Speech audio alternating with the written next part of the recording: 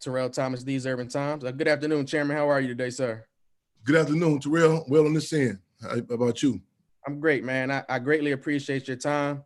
I appreciate you sitting down and talking with our audience today. I have the utmost respect for you and the things that you've accomplished in your life, the utmost respect for your father. So just me personally, it's an honor to sit down and speak with you, Chairman.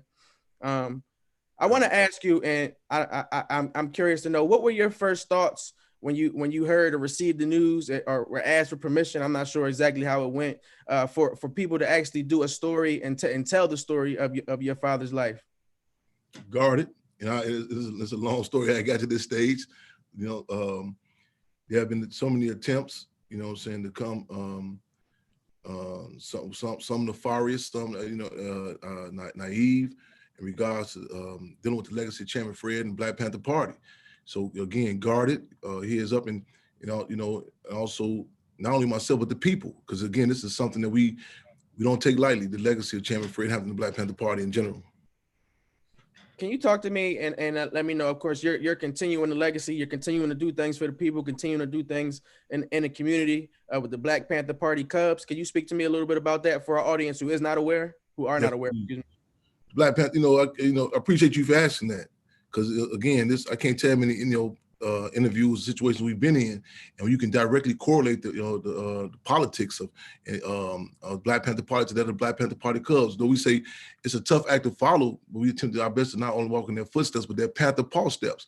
You can correlate our programs such as the Triple C's, Children Community Cubs, to the Black Panther Party Free Breakfast Program, Free Em All Radio, hosted by myself and Lady of Rage every Wednesday, to the Black Panther Party newspaper.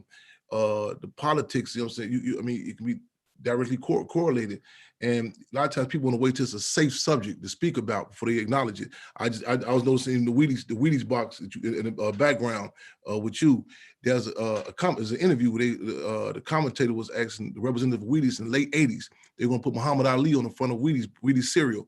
And the commentator said, why would we do it now? Why didn't you do it back in the days of doing his heyday of boxing? And the representative of Wheaties said, we're doing it now because he's safe. So deal that we encourage people, do not wait for the Black Panther Party Cubs to become a safe subject to speak about.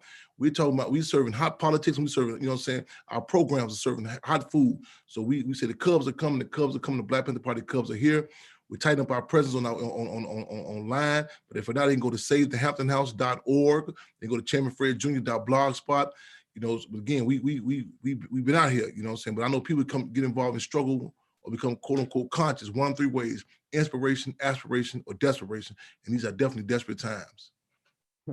That's well said, sir. No, when I grew up in Philadelphia. When I was growing up, my grandmother would tell me what she could about your father. She wasn't in Chicago, but just her living during those times and things.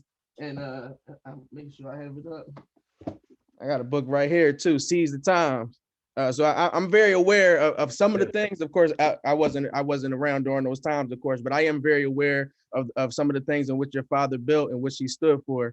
And that's what got me to kind of researching you before this film even came out. That's why I was saying it is an honor to sit and speak with you, sir. What are your thoughts about the movie coming out in this climate, as you just mentioned? These are very desperate times. 2020 may be the closest thing that we've seen in our era. I don't want to compare it, and I don't want to disrespect the civil rights movement and everything the brothers and sisters put in during those times. But in our time, this may be the closest thing that we've seen. What are your thoughts about the film coming out during this time? I think it's prime time. We wish it can be, we can say prime time any day, but the deal is people's political pores have to be open to a point to be able to relate to it. In fact, the filming happened prior BC before coronavirus, you know what I'm saying? So one of my concerns was that I said, I don't know if this generation is be able to relate to a free breakfast program. They might say, well, why didn't they just order Grubhub? You know what I'm saying?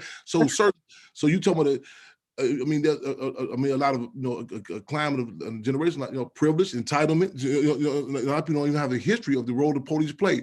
But right now, the conditions is terrible, but it's fine. You know what I'm saying? I think it's prime time as we speak.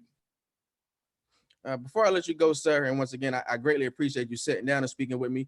Can you share with us just some of the strength and resilience that you saw growing up from your mother? Of course, for her to be there when your father was murdered, and then to raise you and try to keep his spirit alive through you and teach you about him. Can you speak with us about some of the strength that you've seen from her?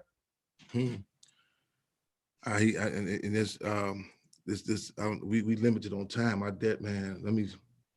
It's a lot of times hard for me to distinguish or pick out. It's so natural. You're talking about a person who had just turned 19 years old, literally just turned. I mean, like days prior to December the 4th, 8.5 months pregnant, covering down over her comrade or chairman. You're talking about a force who has witnessed so many people coming, hijacking, opportunists of the legacy of Chairman Fred. You're talking about a person who I recall when I was 12 years old, propositions being brought to her when our gas was cut off, no heat in the home, and what I'm saying, for bogus books to be written, a principal stance that she's taking. You're talking about a person who had to deal with her husband, her comrade being a minority in 1969, her son, her comrade being a minority prison in 1999.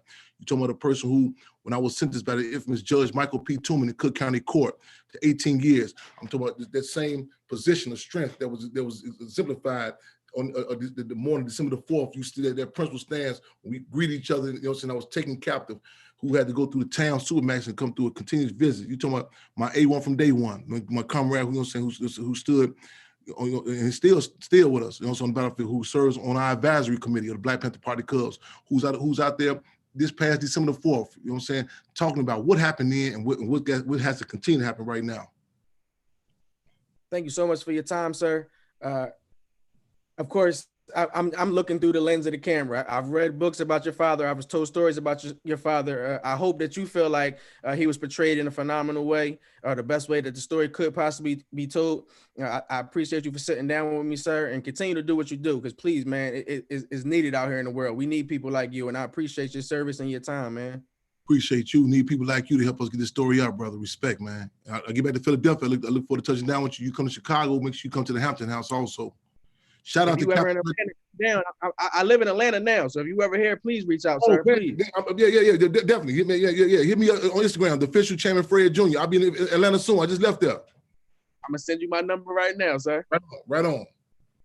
Shout out to Captain Reggie Shell, free Mumia Abu Jamal, free them all. Thanks. Thanks.